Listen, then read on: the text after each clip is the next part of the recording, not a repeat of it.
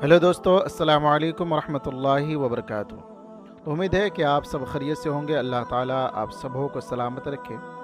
आज मैं एक रिएक्शन वीडियो लेकर आया हूँ पीर साकिब रज़ा मुस्तफ़ी साहब के। जैसे हुकूकुल इबाद है, हुकूकुल्लाह है, इंसान के ऊपर भी 5 हुकूक है। ज़रा पीर साकिब रज़ा मुस्तफ़ी से इस वीडियो को सुनेंगे, इसके बयान को सुनेंगे। उससे पहले मेरे चैनल को जो सब्सक्राइब नहीं किए हैं, मेरे चैनल को सब्सक्राइब कर लें और इस वीडियो को शेयर भी कर लें। आइए इस वीडियो को सुनते हैं।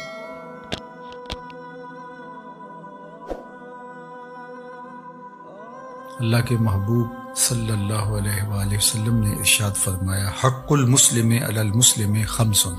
मुसलमान के ऊपर 5 हक हैं और उनका अदा करना उनके लिए लाजिम और ज़रूरी है। सबसे पहला हक रद्दुस्सलाम, सलाम का जवाब देना। जब कोई अस्सलामु अलैकुम कहे तो उसका जवाब वालेकुम सलाम से दिया जाए। व रहमतुल्लाहि व बरकातुहू अगर कहा जाए तो ये एक आसान तरीका है सलाम के जवाब का। हत्ता कि अगर कोई मकतूब लिखे, कोई ख़त लिखे, या आजकल ये जदीद ज़राए हैं मैसेज के, तो इसके ज़रिए किसी को सलाम लिखे तो उसका भी वो जवाब दे। अल्लाह के महबूब ने हमें सलाम फैलाने की तरगीब दी है। अफ़शुस सलाम, फरमाया कि सलाम को फैलाओ। चूँकि सलाम में हम एक दूसरे को ज़मानत दे रहे होते हैं, अस्सलामु अलैकुम, तुम्हें सलामती हो। तो जब मैं या आप किसी को ये कह रहे होते हैं तो गोया हम अपनी जानिब से उसे इत्मीनान दिला रहे होते हैं कि तेरी इज़्ज़त, तेरी आबरू, तेरा माल, तेरी जान मेरी जानिब से महफूज है। तो वो आगे से कहता, वालेकुम सलाम, मेरे भाई अगर तेरे ये जज्बात हैं और तू मुझे सलामती की ज़मानत दे रहा है तो वालेकुम सलाम, मेरी जानिब से तुम्हें भी ज़मानत हुई कि तेरी इज़्ज़त, तेरी आबरू, तेरा माल मेरे से महफूज है। तो गोया ये तहियतुल मुस्लिम जो सलाम की सूरत में हमें रिवाज देने का, आम करने का कहा गया है, तो ये एक मुतमईन और पुरअमन मुआशरत की तश्कील का ज़रिया है। जब हम सिर्फ ज़ुबान से नहीं बल्कि हम पूरे अज़म के साथ और जो कहा जा रहा है उसके मफ़ाहीम को और मतालिब को जानते समझते शऊरन अस्सलामु अलैकुम किसी को कह रहे हों, तो फिर ये हो नहीं सकता कि हम उसकी आबरू और इज़्ज़त पर हमलावर हो सकें, क्योंकि हम सलामती और अमान उसे दे चुके हैं। और वो भी जब आगे से कहता है तो हमें उसकी जानिब से भी बेफिक्र होना चाहिए। अगरचे हमने ये सारी चीज़ें दौरे मौजूद में रस्मी बना ली हैं, सलाम भी ले रहे होते हैं और दूसरे की जड़ें भी काट रहे होते हैं, लेकिन हमें हकीकी मानों में सलाम की मकसदियत को समझने की ज़रूरत है। और वो मकसदियत यही है कि हम किसी को अमान दे रहे हैं, ज़मानत दे रहे हैं सलामती की। और अल्लाह के महबूब अलैहिस्सलाम ने इस पर बहुत ज़ोर दिया है कि सलाम को आम किया जाए। तो एक तो मुसलमान का मुसलमान पर यह हक़ है कि वो सलाम का जवाब दे। दूसरा हक़ व इयादतुल मरीज़, मरीज़ की इयादत करना। चूँकि मरीज़ जब मर्ज़ में मुब्तला हो जाता है तो बीमारी के साथ साथ वो एक तन्हाई महसूस करता है, और उस वक्त उसकी जब दिलजोई की जाती है तो वो दिलजोई उसकी आधी बीमारी को दुरुस्त कर देती है। अलबत्ता ये हमें कहा गया है कि मरीज़ के पास जाके इतनी देर बैठना कि उस पर भारी पड़ जाए और उसको तकलीफ़ पहुँचे, उससे गुरेज़ किया जाए। अफ़ज़लुल अयादा सुरतुल क़याम, सबसे अफजल अयादत यह है कि बहुत कम वक्त मरीज़ के पास बैठा जाए, जल्दी उठ के आप चले जाएं। तो ये अफजल तरीन अयादत है, ना कि वहाँ धरना दे के बैठ जाएं और वो बेचारे तंग पड़ जाएं। बिलखुसूस हॉस्पिटल्स के अंदर जगह भी कम होती है और वो बार बार उठा भी रहे होते हैं, तो कुछ लोग बस इधर उधर की बात में बहुत वक्त लगा देते हैं। जाएं, दिलजोई करें और दुआएं दें और अल्लाह के हुजूर भी मुल्तजी हों कि अल्लाह इसे अपनी जनाब से कामिल शिफा और अपनी रहमतें इसका मकसूम फरमा। तो दूसरा हक मुसलमान का मुसलमान पर यह है कि इयादतुल मरीज़। और तीसरा हक ये है वत्तिबाउल जनाइज़, وہ جنازے میں حاضر ہونا، اگر کوئی فوت ہو جاتا ہے، انتقال کر جاتا ہے، تو ارشاد فرمایا تیسرا حق مسلمان کا واتباع الجنائز، جنازوں کے اندر شامل ہونا ہے۔ جتنے قدم جنازوں میں شامل ہوا جاتا ہے اتنے قدم نیکیاں اور گناہوں کی معافی اور اللہ کی رحمتوں کا حصول ہوتا ہے، اور یہ مسلمان کا مسلمان پہ حق ہے۔ یہ اس کا آخری پروٹوکول ہے اس دنیا کے اوپر۔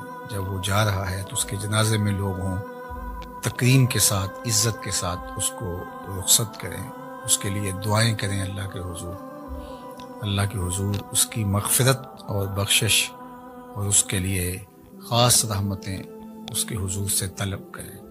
اور یہ بات ذہن میں رکھیں کہ جب ہم جنازے کی دعا پڑھتے ہیں تو یہ صرف مرنے والے کے لیے نہیں پڑھتے، یہ اپنے لیے بھی ہم اللہ سے بخشش مانگ رہے ہوتے ہیں۔ اللہ مغفر لحینا و میتنا، مرنے والے کے لیے تو بعد میں مانگ رہے ہوتے ہیں، پہلے ہم اپنے لیے اللہ سے غفران و رحمت کی آرزو کر رہے ہوتے ہیں۔ تو اگر ہماری دعاؤں سے مرنے والے کی مغفرت ہوتی ہے تو ہماری پہلے ہو جاتی ہے۔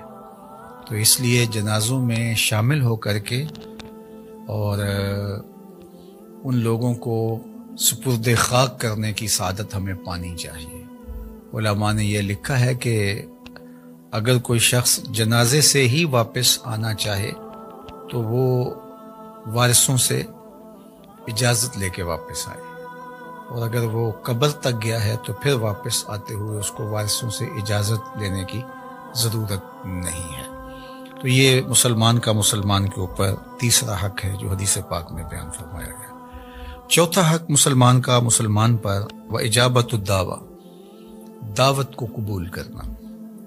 شادی کی دعوت ہے، ولیمے کی دعوت ہے تو اس کو قبول کیا جائے۔ ہاں علماء نے کہا کہ اگر اس میں منکرات ہوں، کوئی خرافات وہاں ہوں تو ایسی دعوت کو رد کر دینا چاہیے، یا آپ کی پہلے سے کوئی مصروفیت ہے کہ آپ اس دعوت کو قبول نہیں کر سکتے ہیں کیونکہ وہ پہلے سے طے شدہ آپ کا جو شیڈول ہے وہ متاثر ہوگا، اور آپ کے وعدے اور آپ کی مصروفیات طے شدہ پہلے سے ہے، تو پھر بھی اچھے طریقے کے ساتھ معذرت کی جائے، اور اگر وقت ہو تو پھر ضرور جانا چاہیے۔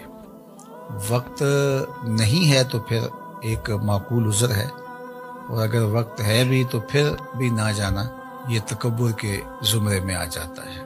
تو مومن کی دعوت کو قبول کرنا چاہیے۔ یہ مسلمان کا مسلمان کے اوپر چوتھا حق ہے۔ پانچواں حق و تشمیت العاطس، کسی نے چھینک ماری تو اس نے الحمدللہ کہا تو اس کے جواب میں یا رحمک اللہ کہے، تو یہ باقاعدہ باقی حقوق کی طرح مسلمان کا مسلمان کے اوپر حق ہے، اور اس کو ادا کرنا اس کے اوپر لازم ہے۔